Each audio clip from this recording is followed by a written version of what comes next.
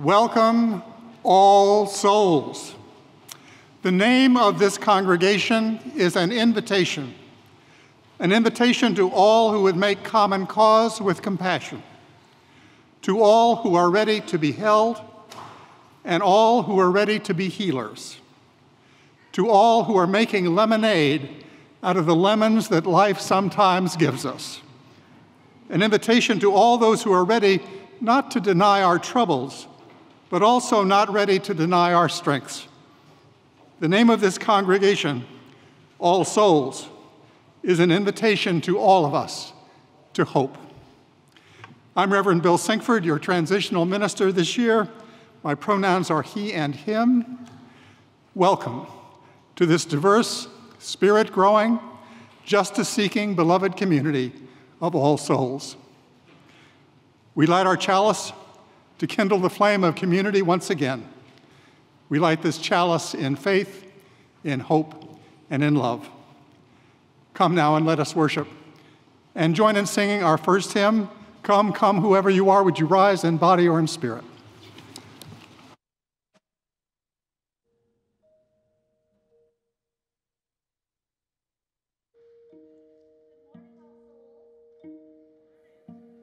You have a little extra work to do this morning because this hymn starts in unison, and then we're going to try to break out into four-part canon. So, all of you in this side of the balcony, you're going to sing with this mighty alto section. All of you in this section of the sanctuary will sing with our bass section. All of you in this section of the sanctuary will sing with our tenor section. And all of you in the wow, there are a lot of you up there. All of you in this balcony will join with our soprano section. We'll see you at the end. Come, come, whoever you are, wanderer, worshiper, lover of leaving, ours is no caravan of despair. Come, yet again come. Come, come, whoever you are, wanderer, worshiper, lover of leaving, ours is no caravan.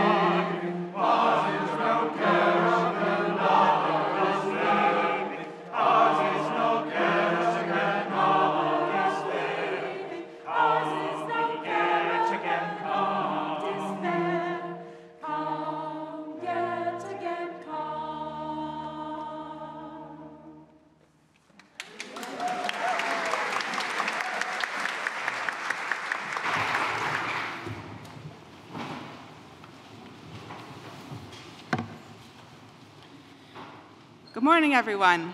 Good morning.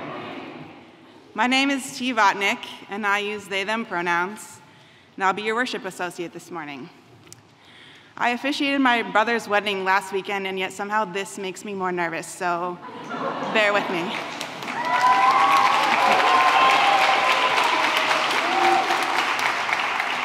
I usually attend church on Zoom, so I want to say hi to all my Zoom worshipers. Good morning. All Souls is a place where you can be who you are, whether you're in your pajamas right now or dressed in your finest. Whether you believe in God or you're still adjusting to the idea of sitting in a building called a church, people of all colors, sizes, nationalities, genders, disabilities, and faith backgrounds are welcome here. I'd like to extend a special welcome to those of you who are new to All Souls. If you're visiting for the first time, or if you still feel new here, please raise your hand in person or on Zoom, and we can give you an All Souls welcome. Are there any visitors today?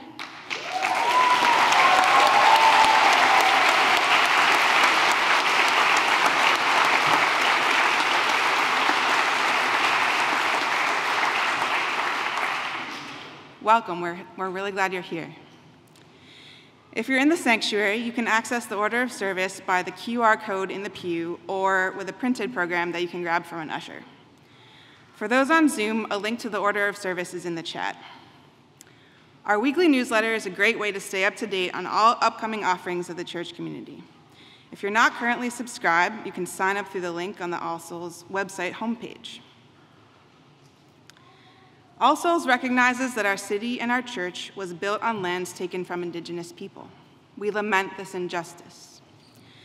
The closest village to our church site was Nacotchtank, from which the name Anacostia is derived. The residents were part of the Piscataway group of tribes present in the DC and Maryland region, and these people still remain here today. If you're joining us from further away, I encourage you to research the native people of the land where you reside. And for all of us who aren't native to this land, one way to practice our commitment to the 8th principle is to find out what native organizing is happening in your area and how you can support it. We've now reached the part of the service that always makes me feel a little anxious, where we all greet each other. So if you feel awkward like I do, or if you're keeping social distance, you can just stand back and wave. If you're on Zoom, you can turn on your video if you want while staying on mute and scroll through the gallery view with your smiles and waves. If you're in the sanctuary, you can move around and greet one another. You can also wave to the cameras that are located to the balcony on the left and right side, so our friends online know that we're beholding them as well. Let the beholding begin.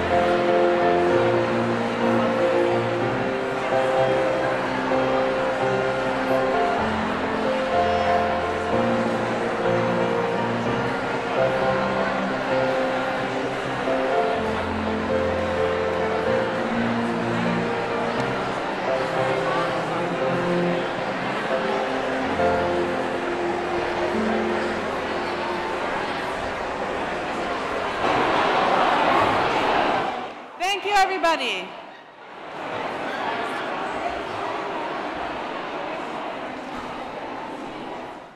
Let's continue our conversations and our greetings after the service. And again, welcome to All Souls Church.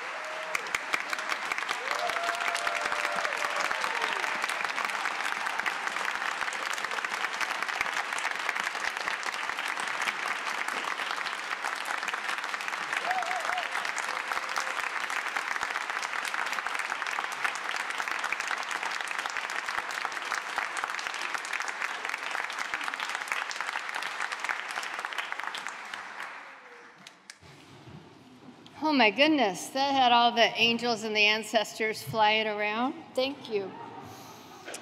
And thank you to the choir and to Jen and to our composer and commissioners. It's so good to see Bob and Laurie here. And I'm imagining Paul and Jane in the house, the Pfeiffers, so a lot of layers. Thank you. Hello, everyone. I'm Reverend Louise, pronouns she, her. Thanks for being here virtually from the many locations that you are in Zoom, and in the sanctuary. I'd like to add my welcome to the new folks, and also particularly to each of you who are braving live space for the first time. I met some of you all this morning. Yay for that.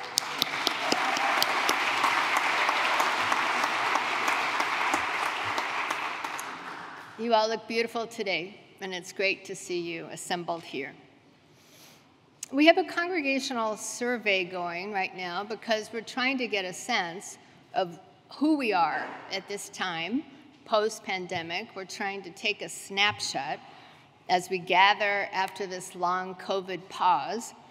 And if you are a member or a regular, we would welcome you responding. The information will be important as we go forward, and all of it will be kept confidential and in our database. Please complete the survey online. The link is in the eWeekly, or if that is not you, just walk to the desk and get a paper copy. It's all good.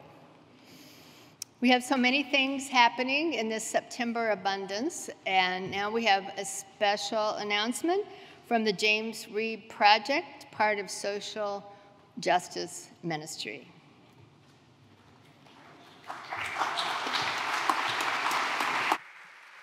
Hi. Good morning. I am Ann Maxwell, and I am representing the All Souls Reeb Voting Rights Project. For those of you who don't know, it was named after the former All Souls minister James Reeb, who was killed in 1965 while working for civil rights in Mississippi. Reeb has been working for years to turn voter suppression into voter engagement. And today, we're inviting you to join us. We're inviting you to join us in an all-hands-on-deck blitz over the next 2 months to get out the vote for the November midterm elections. We're going to be hosting a variety of very, very simple actions that you can join to put your faith into action and stand on the side of love. Plus, I'm not used to this, sorry. I'm not a professional entertainer. Plus, UU The Vote has issued a challenge to all UU congregations, which is going to be up on the screen shortly, to earn the title of a Good Trouble congregation. So we're going to see the goals up here on the screen. That's the next slide. And we're sure that All Souls is a Good Trouble congregation and that we're going to totally crush these goals. Yeah? Yeah, you with me? Yes, yes, yes. Because, you know, All Souls collectively already, 159 of you have joined us to send out over 10,000 postcards. So we're already doing it, Thank you, thank you. So today is a chance to up your game and pledge to make a difference together. Pledge to send more postcards, or to text, or to call with us. The pledge paper forms are all in the pews, and there's a link in the chat for those of you online. And rather than talking to you more about how great it is to do these actions, we're going to dramatize them for you in a story for all ages.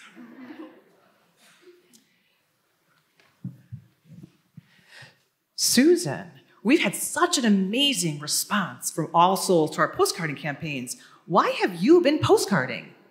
Well, it is incredibly easy to do. I can do it at home on my own schedule, and it feels really great to participate in letting people know how and where to vote in a really informal, personal way, and it improves voter turnout. Excellent, right. Reeb makes it easy. Oh!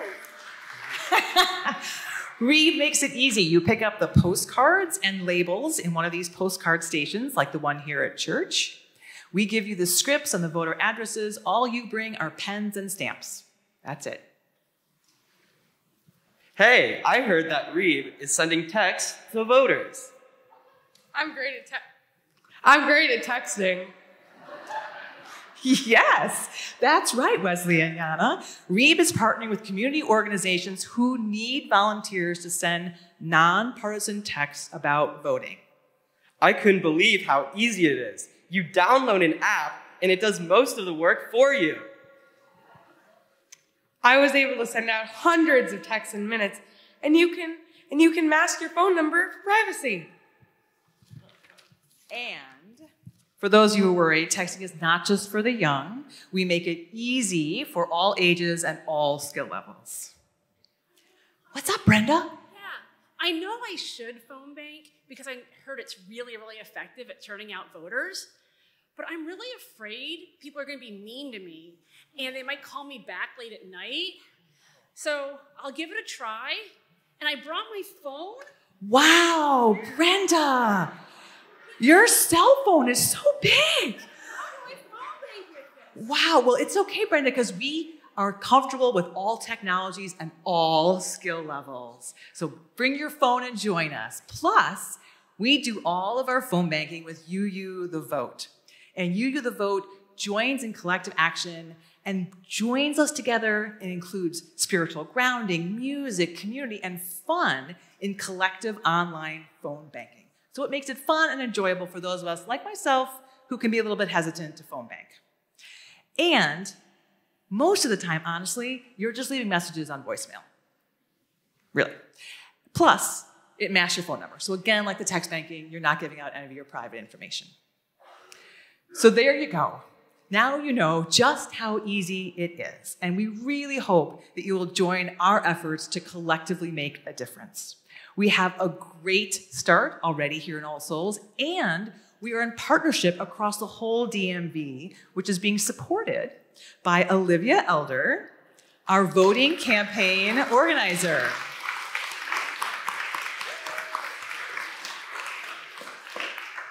So please, please fill out your pledge form. Also, you can stop by the courtyard after church where you can meet all of the actors. Tell them how fantastic they are, as well as have some refreshments. We can answer any of your questions and get you signed up for one of many different really fun and easy events. Thank you so much for the time.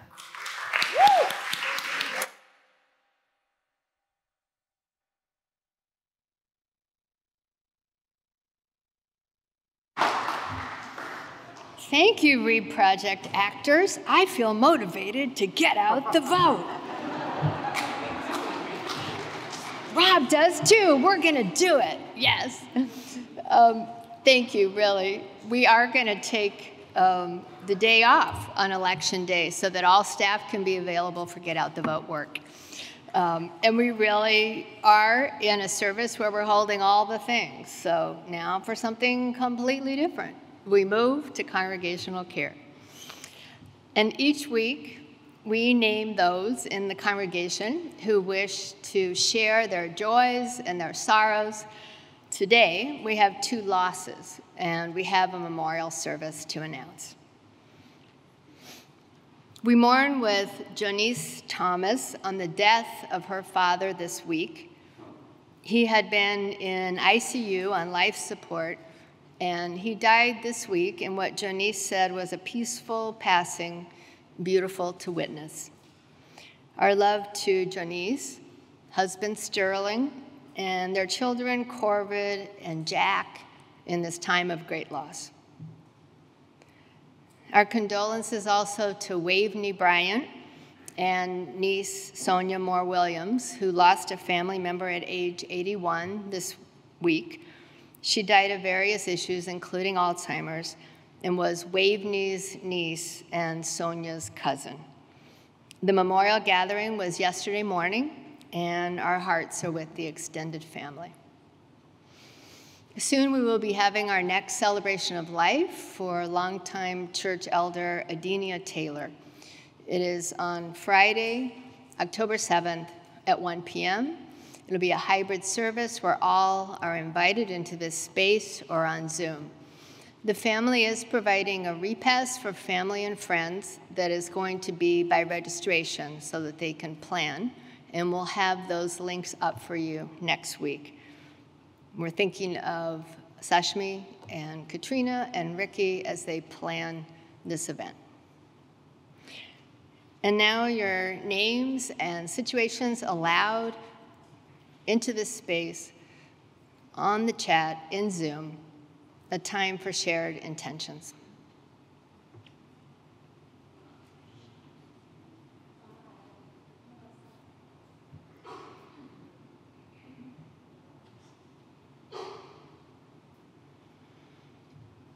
Our meditation words this morning come from the Reverend Jose Ballester.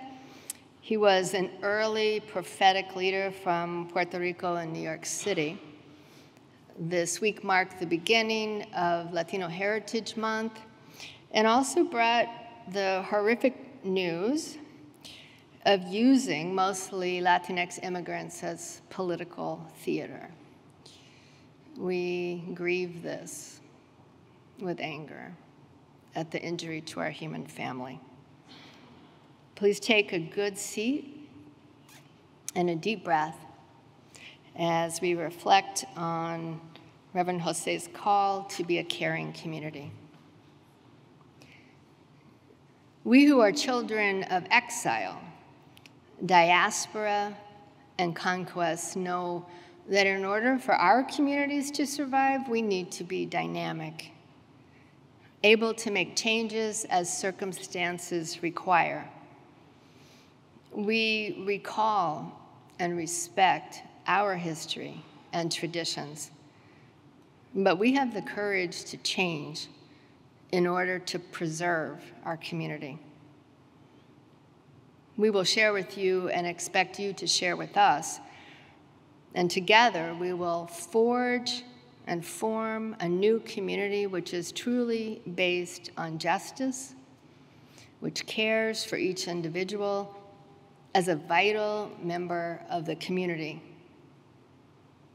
And if we as a people do not hear the cry of others, if we lose our way and refuse to find our way back to righteousness, then may what we inherit be that which we deserve. If we forget that we are about living as a caring community, and that we have no right to call ourselves of faith. May we live to our highest ideals in this place of beloved community.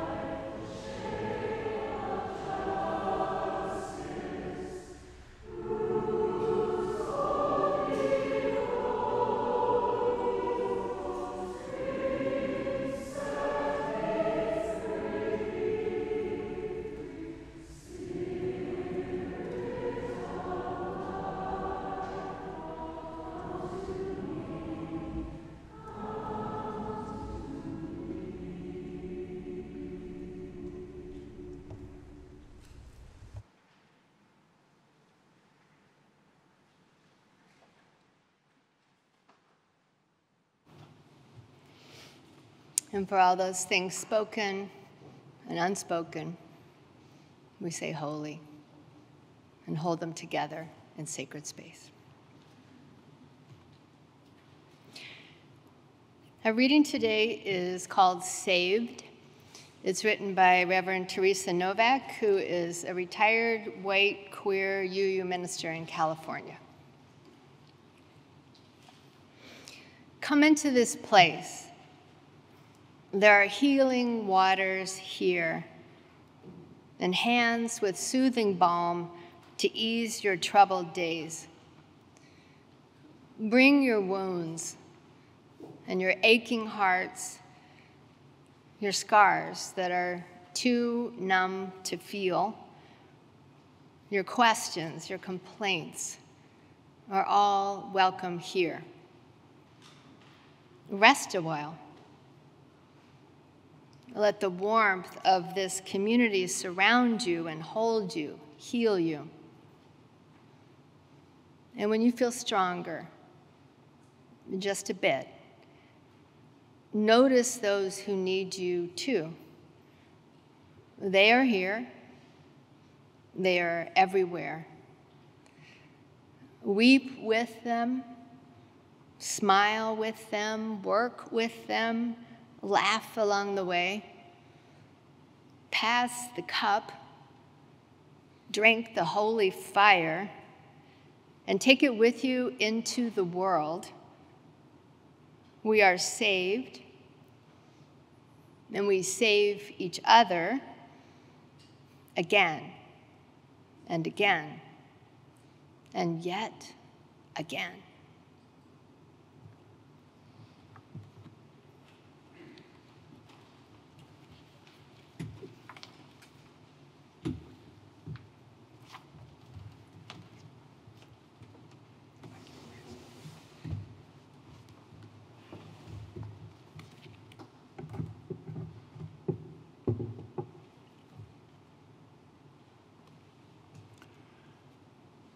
We save each other again and again and yet again.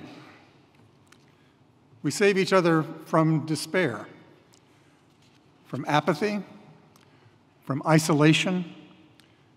We save each other from assumptions born of our privilege. Community is so important for us all, yes? Isn't that right?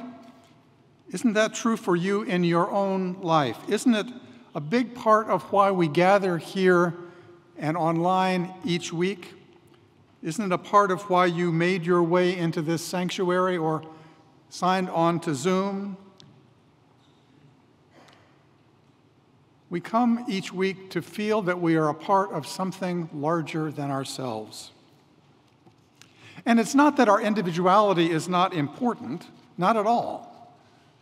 But our culture celebrates individuality, you know that, too much, I believe, almost to the exclusion of community and accountability. Community enriches our individual lives, and it allows us to deal with challenges we could not deal with and find joys that we would never know alone. Now, the need for community waxes and wanes with age and stage of life and with circumstances. Some of us need much more of it, some of us not quite so much. That's certainly true. And church is not the only place where we find community, if we're lucky. We find it in our neighborhoods sometimes, or workplaces, in professional organizations, in PTAs and 12-step groups. Even participation in local politics can be a source of community. Imagine that. Politics can be a way to come together. Very strange these days. But the church is the one place where that community aspires to connect us not just to one another or to some particular cause, but to a tradition of practice that connects us not only to the past, but also to the spirit of life, however we may know or name that spirit. Connection to what some of us call God, some call the mystery, some call the power of human possibility. to that which is larger than our individual lives, connection to that which is transcendent, if you will. Community in the church here at All Souls Unitarian invites us into the vertical dimension of life, not just the horizontal.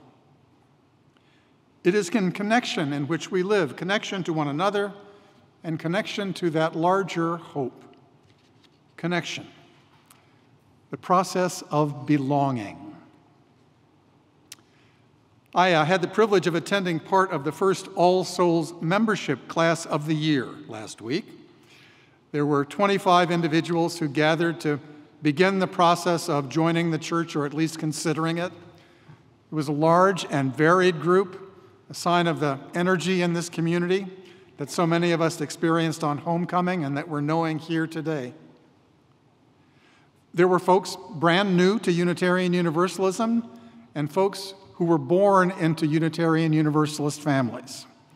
Folks who have attended All Souls for years sometimes, already well connected, and folks who found All Souls just in the last few months. And that group will gather, many of them after this service, to learn yet more about All Souls, and many of them, we hope, will decide to sign the book. When they do that, they will be joining the covenant which is at the heart of this community. They'll be joining the covenant. Do you know, those of you who are members, that that is what it means to be a member here? And for those of you who are visiting this morning, and another warm welcome to all of you, you are visiting a covenanted community, a community that has promised to walk together in the ways known and to be made known. A community of practice, of singing Spirit of Life each week in Spanish and in English, not just during Latino History Month. A community of practice because we have found that there are practices which help us live as we want to live, ways that bring us toward our best, in the words of A. Powell Davies. Covenant. Now, we know a lot more about contracts than covenant, most of us.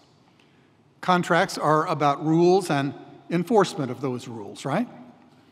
Covenant is about promises, about how we will be together, and the practices that embody those promises. Reverend Elizabeth Wynn, in a piece entitled "Show Up Hungry," described some of the practices of covenant. I got off work at 7 p.m., she writes, and did that thing where you chase the bus a little bit, but then realize that you won't make it and walk sheepishly back to the bus stop. I'm already an hour late for Sunday night singing at the Lucy Stone Cooperative, a Unitarian Universalist affordable housing co-op in Boston, a UU covenanted community.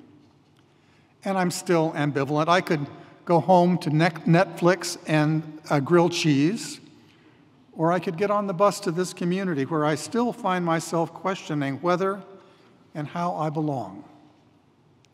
So I gave myself a little pep talk, reminding myself that I'm allowed to show up late and hungry and in need of a song, reminding myself that being in covenanted community means offering care and being cared for, bringing my shiny self and my not-so-shiny self. When I arrived, there's a teapot of hot water and a plate of fat dates on the table. A friend presses a bowl of broccoli soup into my hands. We sing "Amazing Grace. The wonders of accepting love have made me whole and real." Community is covenant, she writes. Laid bare, it's the succor and accountability of doing that thing together that we cannot do alone. And I've not always been at my best self, she goes on, in the communities I've loved. I've shirked dish duty at Lucy Stone and missed weddings in my hometown. I've dropped out when I was needed and showed up full of pettiness and exhaustion. I'm not encouraging you to do that. The wonder of accepting love is only made evident when we're allowed to shed the shiny and let the sourness show. Our communities of spirit are only real because we show up late expecting to be fed, because we both give and get, because we bring our tart and our sweet, our gifts and our struggles. We need lemon in the lentils, rice vinegar in the sushi, a squeeze of lime in the chilada. Lemon in the lentils. Does that begin to give you a flavor of what being in covenant actually means? A covenanted community is a community of practice, but also a community of discernment. Now, we say in this church that revelation is not sealed, that there's more truth yet to be discovered, that the path to the beloved community is not yet entirely clear. We have to discern. Now, that's a big divinity school kind of word, but what it means is that we need to figure out what next steps we need to take. We need to listen for what love is calling us to do right now, in our time, and in this particular place. A community of discernment. Now, All Souls Church has a number of covenants. Covenants among ministers, various leadership covenants, many small covenant groups. But the broadest covenant, the covenant that holds the vision and the mission of the church, is the covenant of right relations. And it's a long document, and I encourage you all to go to the website and read it.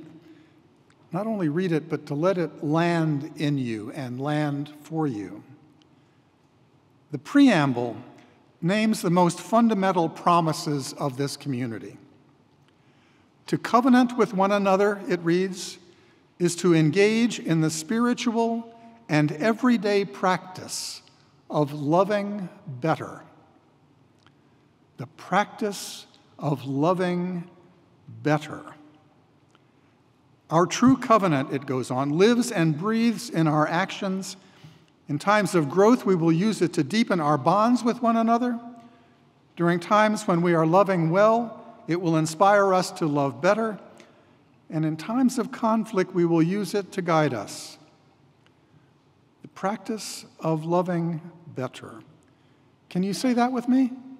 The practice of loving better. What a challenging standard that is. No promise to pretend to be perfect, shiny all the time, but a promise to stay in relationship when things are good and when things are not so good. To listen and learn how we can love ourselves and love one another better. So there's no creed of belief you need to learn or say or sign when you join this church, but there's a promise to be open to being changed. Open to new ways to love better. Because there are places in each of our lives, places for each of us, where we are not yet free. James Luther Adams was the most important Unitarian theologian of the last century. That would be the 20th century. And one of my favorite stories about Jim Adams was when the First Unitarian Church of Chicago, way back in the 1940s, was debating whether to welcome black members. Yes, Unitarian communities have not always been clear about being anti-racist, just to be clear. Anyway, the board at the Chicago church was debating whether to allow black folks to join, and Adams was on the board. And one member of the board objected. This decision would make desegregation into a creed, he said. You're asking everyone in our church to say that they believe that inviting, even recruiting people of color to attend church here is a good way to tackle racism. What if somebody doesn't agree with that? And the debate went on and on. It went on into the early hours of the morning until everyone was exhausted and very frustrated. Finally, Jim Adams realized that what was needed was more listening and less defending of positions. So So we asked that member who still objected, "What do you say is the purpose of the church?" And suddenly everyone was listening. That board member got quiet and thought, and finally replied, "Okay, Jim, the purpose of this church is to get hold of people like me and change us."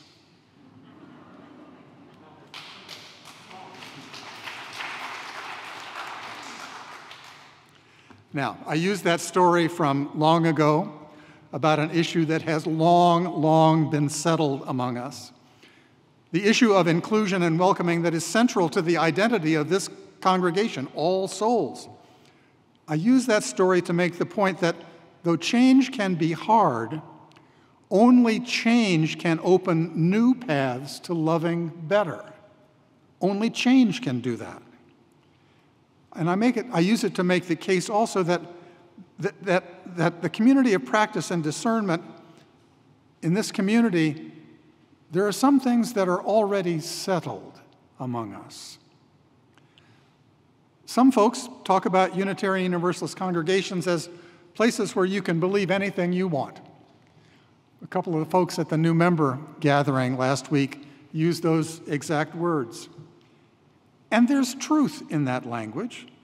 Truth that there's no authority telling you what to believe, not the minister, not the board of trustees. There's no bishop or pope or council of elders to set a deadline of doctrine in this church. I served as president of the Unitarian Universalist Association some years ago, and I can promise you that no one looked to me to tell them what to think. No one. That's freedom as the absence of outside control. And that's part of the story, that freedom understood as license to believe what you choose to believe. But the more important part of the story is the freedom that we claim to listen to what is sometimes described as that still small voice, and to listen to truth that sometimes emerges in the midst of debate and from loving conversations with friends. That is the freedom to choose. The freedom to choose to be faithful, faithful to principles and practices, to be loyal to that which can help us love better. The heart of a covenanted community, of this covenanted community, is not what we believe, because beliefs here vary. The heart of this community and its covenant is about our loyalties and our commitments to one another and to this community in which we live. So it is freedom, but a freedom to show up as we are, to embrace the ties that bind, to choose them, in fact, to claim a vision for how we want to live, and to be willing to work to bring that vision into practice. Living in covenant asks us to feel again the love we owe to others, as Reverend Davies wrote. And the way we practice our freedom in covenant leads us. It draws us. It calls us into deeper and more honest relationship. The way we practice our freedom calls us toward our best. It's the practice of freedom that we embrace. Come, come, whoever you are welcome to bring your shiny and your not so shiny. Yes, that is our commitment to be real here. You are welcome to come as you are, but you are not welcome to remain as you are. You are welcome to come here in search of connection and the transformation that can follow. Because we are on a journey toward living lives of wholeness and hope, and we will all be called to change in a loving process of discernment within this covenanted community. When we say we open our hearts in this community, part of what we mean is that we open our hearts to change. And the questions before us are of such consequence. How can we support one another in a divided and divisive world where loving better is clearly not the question on the minds of so many of our neighbors? What in our history, both individually and what in the history of this historic church, what in our history needs to be celebrated and what still needs to be healed? What will welcoming a truly multicultural and multi-religious future require of us, personally, and for this church named All Souls? So many questions, and we'll begin to deal with them as we regather and search for a new balance as COVID recedes in most of our lives. But the heart of this community, the heart of this covenanted community abides through all those changes. This is not just a community of like-minded folks. This is a community that cares about one another through all of the changes. A community where we receive, but also where we are called to serve. And then this is important too. When you join the covenant of this church, you join a community that has been in discernment about what love calls us to do for 200 years. Some things, many perhaps, some things have been long settled in this community. You step into a trajectory of history that does not claim a perfect past, but insists that together we can create a better, more loving future. Not creeds of belief, but communities to welcome the diversity of real lived experience, commitments to searching for paths of compassion in our relationship. No creeds of belief involved here, except the belief, except the faith that love can be real in our lives and in our world. A community committed to learning how to love better.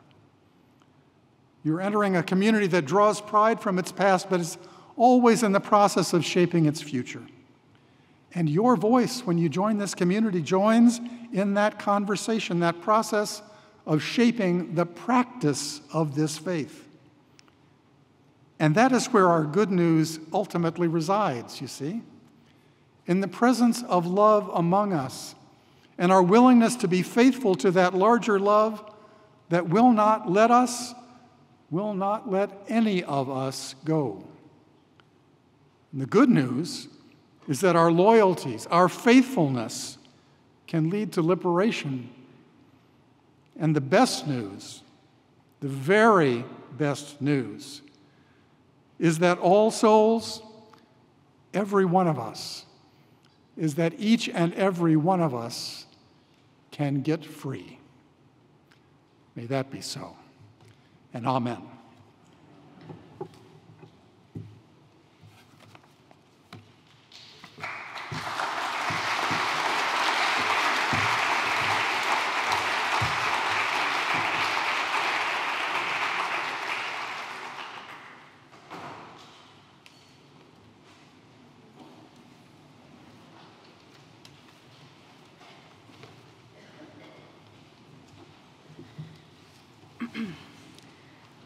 Originally, my plan for being here today as the co-chair of the Ministerial Search Committee was to announce some major dates for our process this fall. But as with any process with many moving pieces, a few hiccups have come up, so I don't have the dates for you today, but please stay tuned for updates coming soon. What I will say is that it's an honor and a joy to get to know the people that you all chose for this committee. They're amazing and inspiring. The other important message I want to relay today is that you all, the members of All Souls, entrusted us with making a major decision, but you also have an important role and responsibility. Our committee's decisions about ministerial leadership are deeply impacted by our church's financial situation, and as I think you've been hearing lately, our financial situation is not great.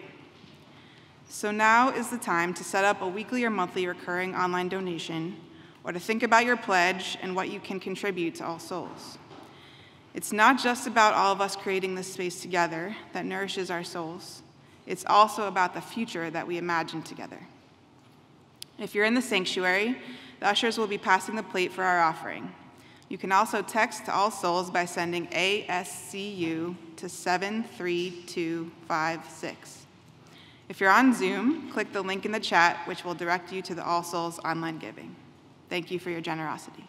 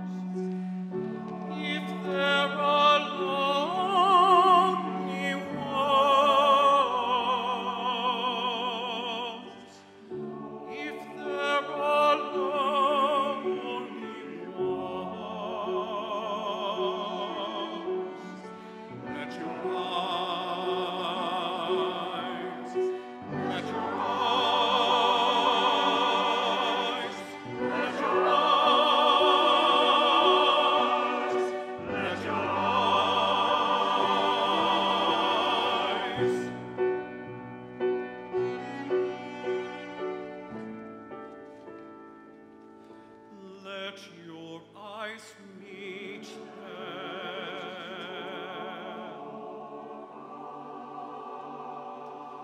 Let your eyes meet them.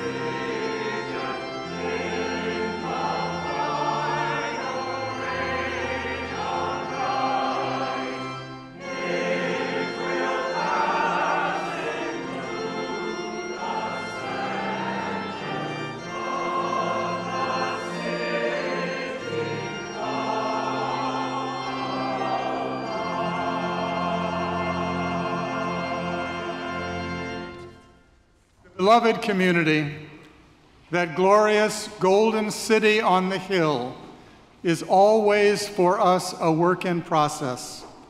We are held, and our movement toward hope is held by the covenant we share through thick and thin, each of us gifted and giving, our lives the gift that we bring as we save each other again and again and yet again.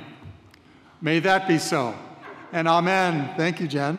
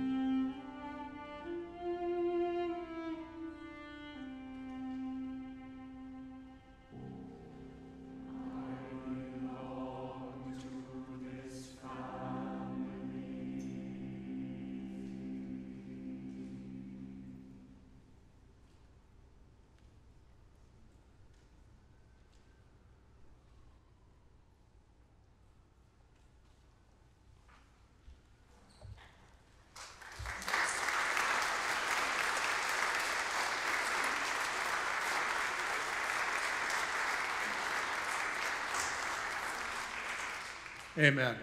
Go in peace. Practice love. Amen.